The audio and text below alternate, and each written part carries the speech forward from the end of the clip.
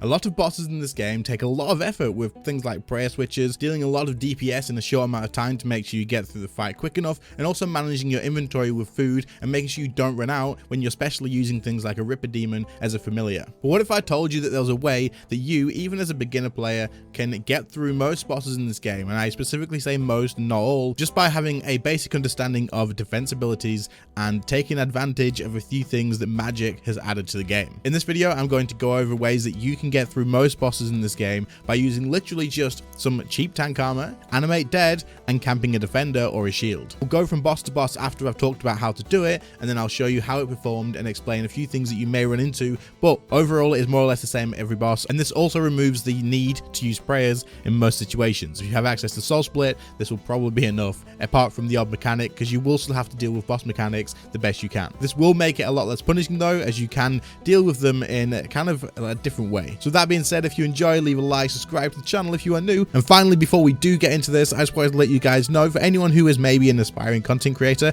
or for anyone who just likes the music that is in the background of these videos, I have actually made a channel where I will be posting all of my music that I have made and written for this channel, as it is all my own and I do own all the rights to it. I have posted it all there for you guys to use in your own videos, or to be able to just listen to in the background if you do enjoy that kind of music. So this will be linked in the description, so if you are interested, head over there, subscribe to that channel, and enjoy the music that is uploaded, and I will be uploading more as soon as it is ready. And for any of you aspiring content creators, yes, this music is 100% copyright free, and no, you do not need to leave any credit. Okay, so how exactly does this work? Well, we are going to need a few things to pull it all together and to make it work and make your life incredibly chill while doing bosses. However, before we do talk about everything to do with it, it needs to be made aware that this is not going to be the most efficient way to kill bosses. Your kill times will be slower and it will just make it easier. And if you are someone maybe trying to get a boss portal kill or something like that, or you're just trying to actually get through and get Reaper, or whether you just prefer to do this, just want to get through, get the kills done, and you just aren't fussed about getting fast times, this is something that will allow you to do that and you will be able to get kills.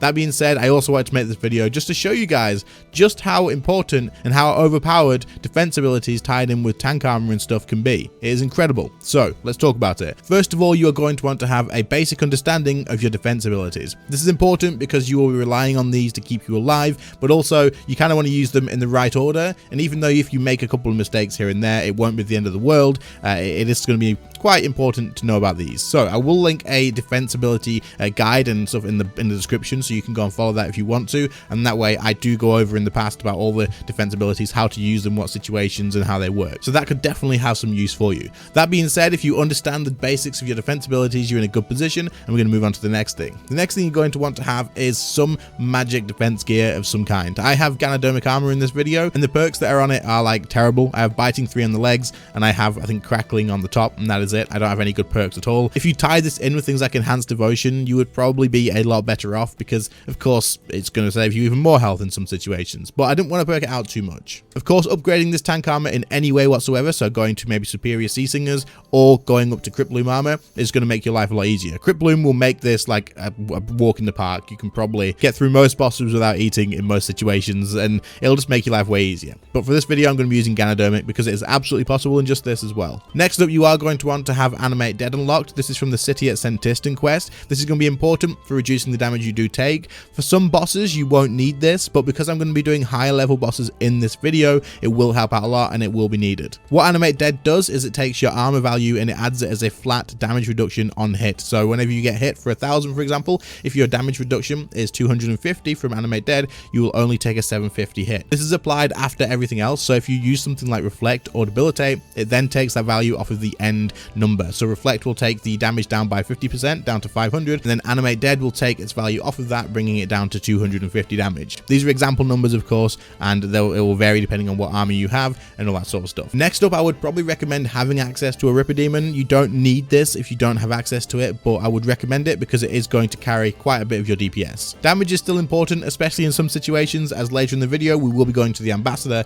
and of course I need to be able to get through those phases before I run out of food. The Ambassador was one of the tricky ones, as there is DPS checks to keep up with, but you can still do this, and a Ripper Demon can kind of carry a lot of your damage. Now, of course, I'm going to be using lower level gear in this video, but you are still going to want to have access to things like Greater Concentrated Blast, as it is going to increase your damage a lot as well. Again, you'll be able to get through it without, but you kind of have to work the costs of this kill could take me 4 minutes if I use normal gear and struggle a little bit, or I could do it in like tank gear and just do it in 7 minutes and get through it nice and easy and not have to worry. So having access to DPS things like Greater Concentrated Blast and higher tier weapons, of course, is going to help. In this video, you will see me using a Swear Elder Wand, which is the tier 85 magic wand, and then as my offhand, I am camping a defender, the tier 80 defender from next, the Ancient Lantern. This is all I'm going to be using for my damaging like weapons whatsoever. Other than that, I do have a Leviathan ring, which is going to boost my armor as well, which will tie in with Animate Dead. And then I am also using a Blood Amulet of Fury. If you have an Amulet of Souls, which I wanted to use in this video, but I kind of wanted to bring myself down even like further to make this more obvious that it does work, then Amulet of Souls will be best for this. Obviously, Essence of Finality being better than that,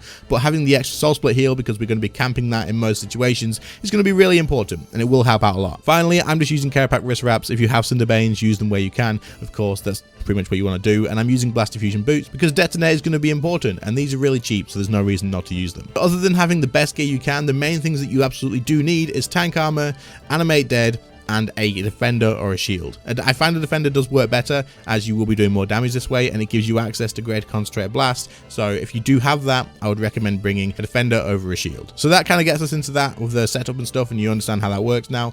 The main thing you're going to be doing during the fight is just doing as much damage as you can while camping Reflect, Debilitate, Revenge for the extra damage, and then using things like Resonance and Preparation as often as possible. You obviously want to also use things at certain times as well, but that'll come into it, and I'll talk about that during the bosses so you guys get an understanding of how that works. So now that we've gone through how it works and the understanding of it, why would you even want to do this in the first place? Well, like I said earlier in the video, you may want to just get a portal for a boss unlocked, or maybe you are someone who wants to use Death Touch darts at the Ambassador and you can't get past Taraket. Well, this will make it a piece of cake. We're going to start with Taraket for that example, just so you guys can see how that works, and I'll show the Ambassador after that. But now you guys have an understanding of the idea and the theory behind this. Let's take a look and see how it performs.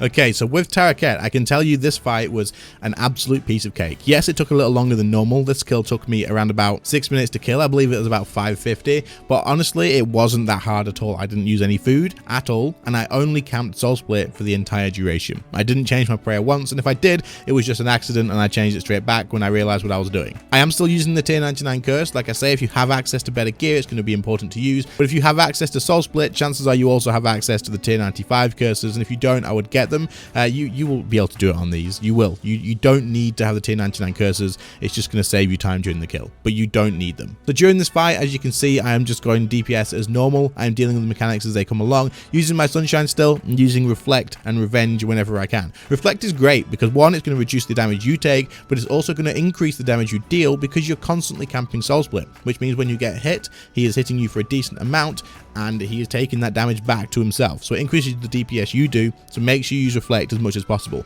Revenge is the same idea, except of course you're not reducing damage, but every time you get hit, your damage is going to increase. So you want to be using this pretty much off cooldown. Once the duration of Reflect is up, you want to use things like Debilitate. As your health drops a little bit, that will allow you to Soul Split back up. And of course, don't forget to make sure you have Animate Dead on. This is really important. If you don't have it on, you could definitely die. Once Debilitate's run out, you want to be using things like Resonance whenever you can. Obviously, if there's a big hit coming every now and again, save your Resonance for that, but otherwise just use it off cooldown. It's fine. Use Preparation. That means every time you get hit, you will actually reduce the cooldown of Resonance, meaning you can use it again nice and early. Other than this, using things like Enhanced Excalibur will be useful, of course, but you probably won't need to use it in most situations. Taraket was incredibly easy. I had no problems with this whatsoever. You just gotta take it nice and slow. Use your AoE like Greater Chain, or even if you don't have that, normal chain. Use your Corruption Blast ability. Use your Detonate to clear up any sort of skeletons and whatnot, and just get through it pretty steadily. I kept Soul Split on the entire time. It wasn't a problem. I didn't use any food. Of course, dodge the ghost walls as they do appear, and that is pretty much it. If you wanted to, you could change to Protect from range and use Devotion when he is using his ranged attacks, but in all honesty, I didn't really bother with this, and I still kept my health up nice and high. As long as you use Reflect, it doesn't matter. So for you guys that want to get to the Ambassador to use your Death Touch darts, but you can't do it in solo because you are struggling to get past this boss, because he can be tricky. He absolutely can. Give this a try. Bring yourself a defender, a wand, some tank gear, get in here and just take it nice and slow and get through. It'll be worth it, because if you take 6 minutes to kill this boss, 6 to 7 minutes, you can get to the Ambassador, throw your Death Touch dart, and you never know, you could be a hell of a lot richer. It's definitely better than going in a duo and having to split that drop with someone that's carried you through. Moving on from Taraket, I did do the Ambassador in the same gear as well. So the Ambassador was a little bit more difficult as there is DPS checks, and the DPS checks are going to slow you down a little bit. That being said, it does not lead to an insta-kill, and because you are camping in a shield or a defender and you know how your defense abilities work, you can deal with this pretty easy and just work your way through and get through the DPS checks in as many sort of phases as you need. Obviously, eventually you are going to run out of food, so you are still going to need to put DPS out, and of course that does help me knowing a little bit about DPS a little bit, not being amazing but good enough. I did manage to do this in 2 cycles of the spinners, which was a little bit of a bugger seeing as I had 2 idols left each time, meaning I had to deal with 2 of the explosions. The first one, I just used resonance on it, reducing it to 0 damage. The second one, I just used reflect and debilitate, reducing the damage by a hell of a lot, meaning I was absolutely fine. I didn't need to eat in most situations, and that was pretty much it. From then on, the rest of the kill, just using resonance whenever the magic hit was coming out of him to heal from that, making sure to use my revenge and stuff to increase the damage, reflect whenever I could, debilitate when reflect is down, the exact same stuff as Taraket, but just basically going through doing as much damage as I can. Using sunshine when it is available is also very important, but keep an eye on your adrenaline, as if you use your sunshine when you are going to be needing to use a defensive ability, then you kind of screw yourself over. In places like this, using your Ripper Demon and drinking spiritual prayer potions is going to help a lot, because the Ripper Demon does a lot of damage. It can do a lot of damage, especially if you're downing these spiritual prayer potions. So I opted to bring like 5 or 6 of these potions and just put away a bit of food, as I knew that if I could do more damage, then I'll need to eat less, and it's going to be important for phasing. So I was drinking a lot of the spiritual prayer potions to make sure my Ripper Demon was doing as much damage as possible to help me get through the DPS checks. Also, weapon poison is going to be incredibly important. But making sure you understand how your defense abilities work is what will carry you through this. Defense abilities are overpowered as hell. They are so good, and they can literally carry you through anything almost. It's crazy how good they are if you just take advantage of them and just abuse the crap out of them. Having a mechanic that blows up in your face and deals with like 8k damage normally, just being able to use resonance or reflect and debilitate on that, bringing it down to like 3000 or even 0 damage is crazy. You could barricade the second one if you wanted to. That would mean costing you 100% adrenaline, which also translate into losing some DPS. So you could do the decision yourself, but either way, this is definitely possible. And of course, if you had any upgrades to the gear that I'm using, it would just get even easier. That being said, on the last phase, I didn't find any issues with this whatsoever. I just waited until he was using the big magic hit thing, changed to magic, used devotion just like you normally would, and then changed back to soul split after that. The next time he would use it, of course, devotion would be on cooldown. I just barricaded when it would come out, as I would want to use reflect and debilitate throughout the fight normally anyway to keep my health high. Of course, when you use barricade, make sure to still stay on soul split, and that is it. Other than just literally using the magic to use protect from magic when he is using the big magic hit thing at the end, the onslaught, you can just soul split this entire kill. The only other points in this fight where you may want to use protection prayers but you don't need to is one, when he uses the magic like big blue orb hits. If you don't have resonance available for that, then just change to magic, it's fine. If you have reflect or debilitate on, it won't hit really much at all, and if you don't, then you've got animate dead and it's still fine. You'll be absolutely fine. Change back to soul split after that, and the other time is when he summons the little minions. You may want to protect from range there if you want to. I kind of like did a bit of both here and there, and if you want to use devotion throughout the fight, he only hits with range most of the time, so just use protect from range, chuck devotion on, and you'll be absolutely fine. You won't take any damage, so you can take advantage of that during the ambassador using this method. The next boss that I did this at was going to be normal mode care pack. I know that a lot of people still struggle with normal mode care pack because of the damage that you get dealt to you on the last phase. It just makes it a piece of cake. If you have access to animate dead, just bring your Ganodermic armor, do the exact same thing, just camp your defensives, rotate through it, keep your defender on. There's no point in changing about anything else. Of course, you can use a shield too, and just do damage to him. Use reflect, because if you are using reflect and camping soul split, you are dealing a lot of damage back to him. Trust me, you are. This boss became a piece of cake with this. Yes, it is slower. All the kills are going to be slower doing this rather than just focusing on as much damage as possible, but it is a really chill way to do it. So if you just want to get a couple of kills of normal mode care pack and you are struggling, then you can do this. If you are just wanting to get through quickly but you struggle with the last phase, you can absolutely just bring this as a switch. You'll be fine. The first few phases don't really take much food to use. Then when you get to the last phase, just switch over, use your animate dead, and just do the same thing just for the last phase. Trust me, the last phase didn't take long at all. So if you want to do that, then hey, that's an option. Another amazing place that this works is actually Raksha, because you have to do prayer flicking at Raksha to get through the fight, right? No, you don't need to. If you come in this gear and you're using this and using this method, you can literally just not prayer flick the entire thing. Keep soul split on for the whole thing. Use resonance whenever you can. That is going to heal you up a lot. And then of course you can still just go ahead and just use reflect whenever you have the chance to use it. Then use debilitate whenever reflect isn't up. Make sure you use revenge to increase the DPS, because you do have a DPS check here. So using a Ripper Demon and downing those spiritual prayer potions will get you through that DPS check nice and easy. Once you get past the first DPS check, it makes the second one a lot easier, because you have more time until you actually come back to him going into the middle and healing himself up and absorbing all the enrage and stuff. You don't want that to happen. So if that does happen, just reset. But if you just down a ton of the spiritual prayer potions for the first couple of kills, you'll be absolutely fine. You don't need to bring much food here, so you can bring extra of those. Just keep drinking them. Use those demon scrolls, get yourself through and do as much damage as you can. I would recommend using a defender here. If you use a shield, you're probably not going to get through the DPS check, so defender will absolutely be the way to go. This can absolutely though remove the entire need to prayer flick Haraxia. You don't need to do it. I didn't do it at all. Ganodermic armor, animate dead, and defense abilities, you don't need to prayer flick Haraxia. Not to mention when the rocks fall, if you have reflect on or debilitate on at all, chances are you'll be absolutely fine even if you get smacked by a few of them, so it removes that risk as well. The only thing you will likely still need to be able to do is clear your pools off with bladed dive. You'll see here that I screwed it up a little bit. For some reason when I bladed dive to the first one, it didn't kill any of the pools, just the one of them. Killed the rest of them, but when I come back to the first one, he'd already charged it up a little bit and he took a lot of enrage. This made the kill harder, but it was still possible, still managed to do it. So if you guys just make sure you don't screw it up like me, you clear off all the pools on that phase and he doesn't charge up his enrage, it'll make the fight even easier for you. So using this Haraxia was a pretty damn good way to get the kill. It took me 7 minutes with the enrage, which meant his shields were longer in the last phase. He was hitting harder. He takes less damage, I do believe. So it all kind of scales together, and if you can get kills like this in 5 to 6 minutes with like no risk or effort whatsoever because it's a piece of cake, then I don't know, that's kind of a good way to do Haraxia. If you can't do Haraxia at all and you have better than this, then you can use this method and you can get through there in a pretty decent time. Like 5 minutes to 6 minutes of Haraxia, it's not bad. It's better than not be able to do Haraxia at all. Let's put it that way. Just don't forget to use your sunshine and stuff, and don't forget to down the crap out of those spiritual prayer potions. They're going to help.